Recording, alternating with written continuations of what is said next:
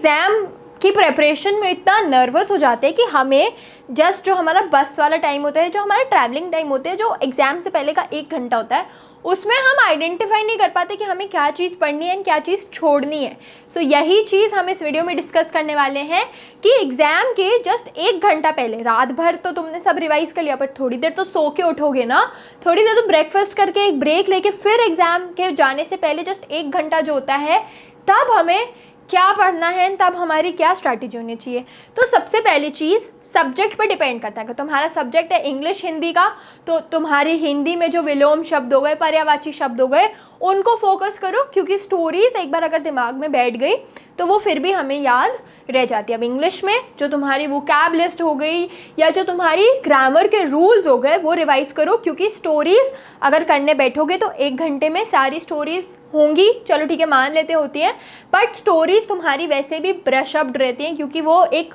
तुम्हें पता है कि एक स्टोरी के फॉर्म में तो तुम्हें याद रहते हैं कैरेक्टर्स, या अगर बहुत सारे कैरेक्टर्स भी हैं तो सिर्फ एक कैरेक्टर स्केचेस रिवाइज कर सकते हो, बाकी एकदम स्टोरी के प्लॉट एंड समरी में जाने की नीड नहीं है। उसी के साथ अब तुम्हारा सब्जेक्ट है फॉर एग्जाम्पल मैथ्स, तो मैथ्स में तुम्हारा चैप्टर है मेंसुरेशन, उसके फॉर्मूलाज रिवाइज करना इंपॉर्टेंट है। तो मैथ्स में subjects like maths and science require a formula sheet.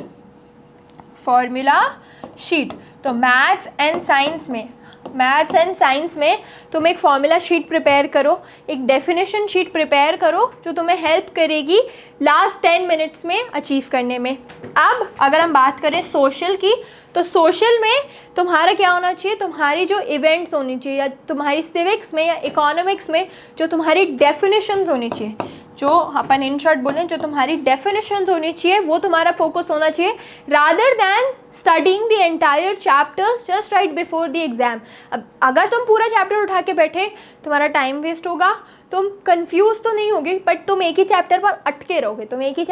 रहोगे, आगे के चैप्टर्स नहीं कर पाओगे। सो बेटर इज़ कि एग्ज़ाम से 1 दिन पहले इस चीज़ पर काम करो, फॉर्मूला शीट बनाओ, डेफिनेशन शीट बनाओ, इंग्लिश में एंड हिंदी में विलोम एक चार्ट पेपर पर लिख लो,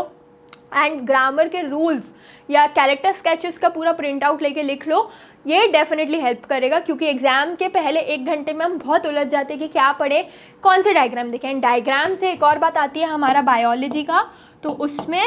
तुम्हारे एक